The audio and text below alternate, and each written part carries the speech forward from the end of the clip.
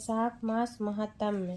वैशाख मास की श्रेष्ठता, उसमें जल, व्यंजन, छत्र, पादुका और अन्न आदि दानों की महिमा की कथा। भगवान नारायण नर श्रेष्ठ, नर देवी सरस्वती तथा महर्षि वेद व्यास को नमस्कार करके भगवान की विजय कथा से परिपूर्ण इतिहास, पुराण आदि का पाठ करना चाहिए। सूत जी कहते हैं, राजा अम्बरीश ने परमेष्ठी ब्रह्मा के पुत्र देवर्षि नारद से पुण्यमय वैशाख मास का महात्म्य इस प्रकार पूछा। ब्राह्मण, मैंने आपसे सभी महीनों का महात्म्य सुना। उस समय आपने यह कहा था कि सब महीनों में वैशाख मास श्रेष्ठ है। इसलिए यह बताने की कृपा करें कि वैशाख मास क्यों भगवान विष्णु को प्रिय है और उस समय कौन कौन से धर्म भगवान विष्णु के लिए प्रीतिकारक है। नारद जी ने कहा, वैशाख मास को ब्रह्मा जी ने सब मासों में उत्तम सिद्ध किया है। वह माता की भांति सब जीवों को सदा अभीष्ट वस्तु प्रदान करने वाला है। धर्म, यज्ञ, क्रिया और तपस्या का सार है। संपूर्ण देवताओं द्वारा पूजित है। जैसे विद्याओं में वेद विद्या, मंत्रों में प्रणव, वृक्षों में कल्प वृक्ष, धेनुओं में कामधेनु, देवताओं में विष्णु, वर्णों में ब्राह्मण, प्रिय वस्तुओं में प्राण, नदियों में गंगा जी, तेजों में सूर्य, अस्त्र शास्त्रों में चक्र, धातुओं में स्वर्ण, वस्त्रों में शिव तथा रत्नों में कौस्तुभमणि है। उसी प्रकार धर्म के साधन भूत महीनों में वैशाख मास सबसे उत्तम है। संसार में इसके समान भगवान विष्णु को प्रसन्न करने वाला दूसरा कोई मास नहीं है। जो वैशाख मास में सूर्योदय से पहले स्नान करता है, उससे भगवान विष्णु निरंतर प्रीति करते हैं। पाप तभी तक गर्जते हैं जब तक जीव वैशाख मास में प्रातःकाल जल में स्नान नहीं करता। राजन, वैशाख के महीनों में सब तीर्थ आदि देवता तीर्थ के अतिरिक्त बाहर के जल में भी सदैव स्थित रहते हैं। भगवान विष्णु की आज्ञा से मनुष्यों का कल्याण करने के लिए वे सूर्योदय से लेकर 6 दंड के भीतर तक वहाँ मौजूद रहते हैं। वैशाख के समान कोई मास नहीं है। सतयुग के समान कोई युग नहीं है। वेद के समान कोई शास्त्र नहीं है और गंगा जी के समान कोई तीर्थ नहीं है। जल के समान दान नहीं है, खेती के समान धन नहीं है और जीवन से बढ़कर कोई लाभ नहीं है। उपवास के समान कोई तप नहीं है, दान से बढ़कर कोई सुख नहीं है। दया के समान धर्म नहीं है, धर्म के समान मित्र नहीं, सत्य के समान यश नहीं, आरोग्य के समान उन्नत नहीं। भगवान विष्णु से बढ़कर कोई रक्षक नहीं और वैशाख मास के समान संसार में कोई पवित्र मास नहीं है। ऐसा विद्वान पुरुषों का मत है। वैशाख श्रेष्ठ मास है और शेष साई भगवान विष्णु को सदा प्रिय है।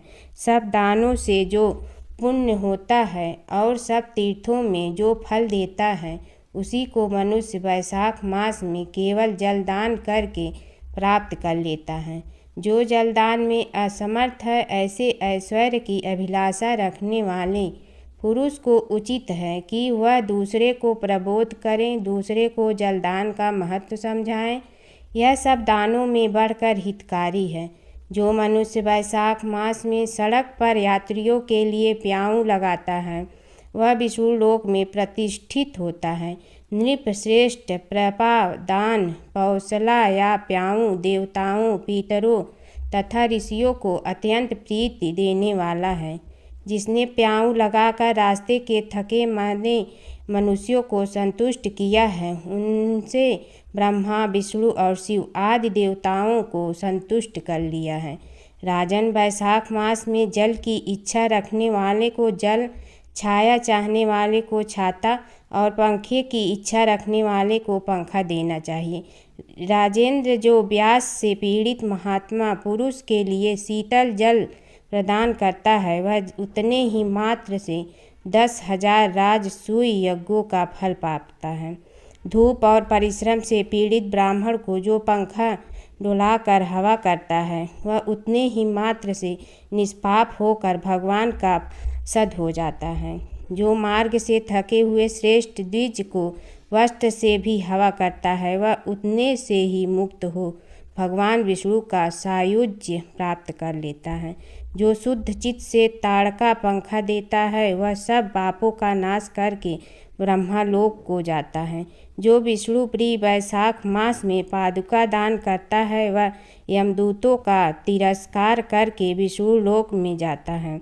जो मार्ग में अनाथों के ठहरने के लिए विश्रामशाला बनवाता है, उसके पुण्य फल का वर्णन किया नहीं जा सकता।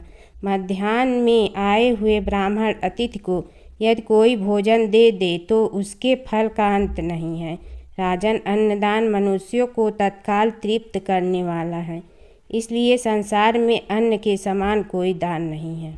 जो मनुष्य मार्ग के थके हुए ब्राह्मण के लिए आश्रय देता है, उसके पुण्य फल का वर्णन किया नहीं जा सकता। भोपाल जो अन्नदाता है, वह माता पिता आदि का भी विस्मरण करा देता है, इसलिए तीनों लोकों के निवासी अन्नदान की ही प्रशंसा करते हैं। माता और पिता केवल जन्म के हेतु हैं, पर जो अन्न देकर पालन करता है, मनीषी पुरुष इस लोक में उसी को पिता कहते हैं। वैशाख मास में विविध वस्तुओं के दान का महत्व तथा वैशाख स्नान के नियम। नारद जी कहते हैं, वैशाख मास में धूप से तपे और थके मादे ब्राह्मणों को श्रम नाशक सुखद पलंग देकर मनुष्य कभी जन्म मृत्यु आदि के क्लेशों से कष्ट नहीं पाता। जो वैशाख मास में पहनने के लिए कपड़े और बिछावन देता है, वह उसी जन्म में सब भोगों से संपन्न हो जाता है और समस्त पापों से रहित हो ब्रह्मा निर्वाण मोक्ष को प्राप्त होता है। जो तिनके की बनी हुई या अन्य खजूर आदि के पत्तों की बनी हुई चटाई दान करता है, उसकी उस चटाई पर साक्षात भगवान विष्णु शयन करते हैं। चटाई देने वाला बैठने और बिछाने आदि में सब ओर से सुखी रहता है। जो सोने के लिए चटाई और कंबल देता है, वह उतने ही मात्र से मुक्त हो जाता है। निद्रा से दुख का नाश होता है, निद्रा से थकावट दूर होती है और वह निद्रा चटाई पर सोने वाले को सुख पूर्वक आ जाती है। धूप से कष्ट पाए हुए श्रेष्ठ ब्राह्मण को जो सूक्ष्मतर वस्त्र दान करता है, वह पूर्ण आयु और परलोक में उत्तम गति को पाता है। जो पुरुष ब्राह्मण को फूल और डोली देता है, वह लौकिक भोगों का भोग करके मोक्ष को प्राप्त होता है। जो खस कुश और जल से वासित चंदन देता है, वह सब भोगों में देवताओं की सहायता पाता है तथा उसके पाप और दुख की हानि होकर परमानंद की प्राप्ति होती है। वैशाख के धर्म को जानने वाला जो पुरुष गोरोचन और कस्तूरी का दान करता है, वह तीनों पापों से मुक्त होकर परम शांति को प्राप्त होता है।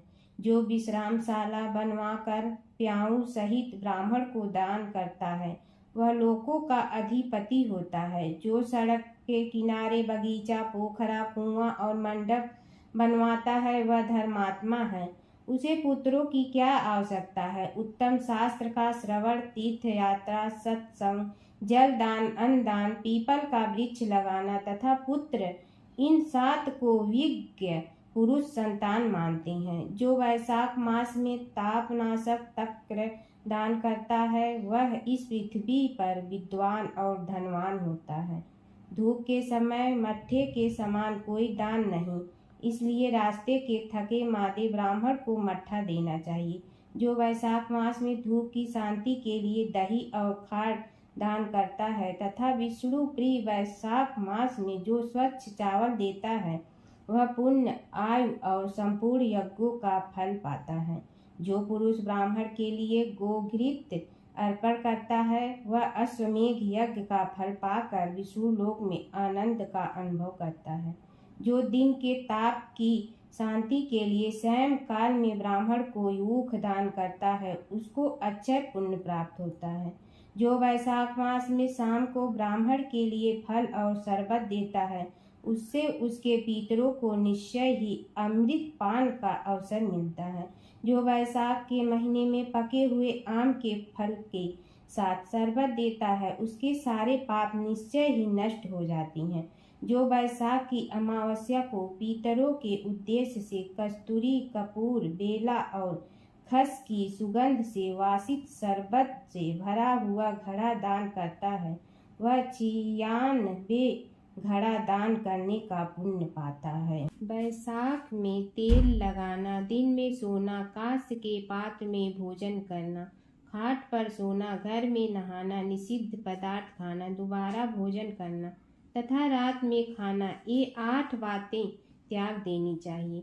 जो वैशाख में व्रत का पालन करने वाला पुरुष पद्म पत्ते में भोजन करता है, वह सब पापों से मुक्त हो विष्णु लोक में जाता है। जो विष्णु भक्त पुरुष वैशाख मास में नदी स्नान करता है, वह 3 जन्मों के पाप से निश्चय ही मुक्त हो जाता है। जो प्रातःकाल सूर्योदय के समय किसी समुद्रगामिनी नदी में वैशाख स्नान करता है, वह 7 जन्मों के पाप से तत्काल छूट जाता है। जो मनुष्य 7 गंगाओं में से किसी में भी उषा काल में स्नान करता है, वह करोड़ों जन्मों में उपार्जित किए हुए पाप से निसंदेह मुक्त हो जाता है। जाह्नवी गंगा, वृद्ध गंगा, गोदावरी, कालिंदी, यमुना, सरस्वती, कावेरी, नर्मदा और वेणी, ये 7 गंगाएं कही गई हैं। वैशाख मास आने पर जो प्रातः काल वावलियों में स्नान करता है, उसके महापाप को नाश हो जाता है। कंद, मूल, फल, शाक, नमक, गुड़, बेर पत्र, जल और तक्र जो भी वैशाख में दिया जाए वह सब अक्षय होता है। ब्रह्मा आदि देवता भी बिना दिए हुए कोई वस्तु नहीं पाते। जो दान से हीन है वह निर्धन होता है। अतः सुख की इच्छा रखने वाले पुरुष को वैशाख मास में अवश्य दान करना चाहिए।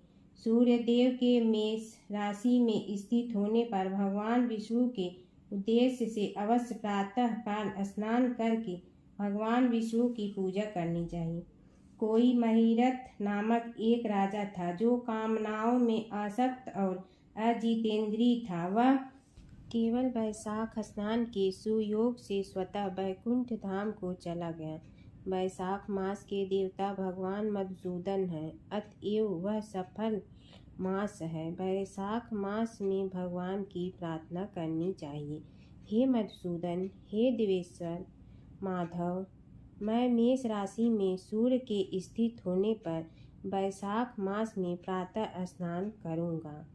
सूर्य के मेष राशि पर स्थित रहते हुए वैशाख मास में प्रातः स्नान के नियम में संलग्न होकर मैं आपको अर्घ्य देता हूँ। मधुसूदन, इसे ग्रहण कीजिए।